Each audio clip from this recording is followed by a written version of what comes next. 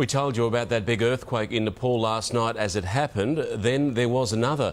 The first, at 7.3 in magnitude, struck near the Mount Everest base camp. Thankfully, it was empty after the quake 2 weeks ago that killed over 8,000 people. The second last night, measuring 6.3, shook the ground in the country's south an hour later. In fact, there were at least 18 serious tremors yesterday alone, with the ground so many people have built their homes and businesses on becoming more and more unsteady.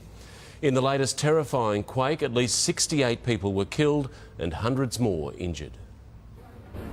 The power of a 7.3 magnitude quake.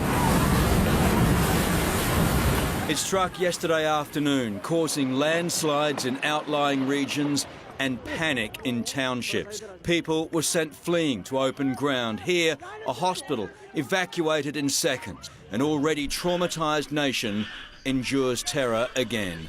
I'm worried for my family. In Parliament, the Speaker was frozen as the building shook violently. Around him, fellow politicians ran. It's claimed dozens of lives, left almost 2,000 injured. Running out in the street, it was a scary experience. It follows the 7.8 quake on April 25 that killed 8,000 people. They're too scared to return to their homes, even if their homes are still standing. Caught up in it all, foreign aid workers like UNICEF's Kent Page. We really felt like the walls and the entire building around us was going to collapse on top of us.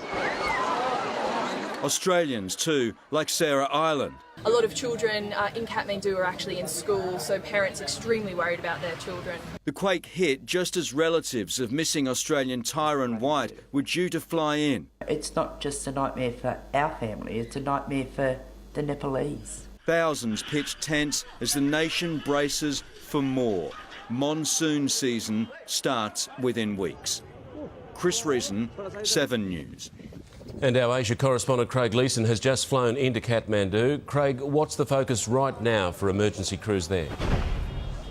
Well, Mark, I certainly wouldn't have thought that I would be back here so quickly reporting on another 7 magnitude earthquake, and I don't think Search and Rescue thought they would be responding to one so quickly either, but that's what's happening. They are still digging people out of rubble here. The problem is in the remote areas. Landslips have cut roads off once again.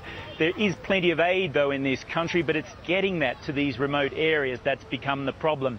This is a city on edge. People have no confidence in their homes. You can see behind me the 10 cities have sprung up. This was an empty golf course just 24 hours ago. And the problem, as Chris mentioned earlier, is that monsoon season is just weeks away. Mark? Craig Leeson in Kathmandu. Thank you.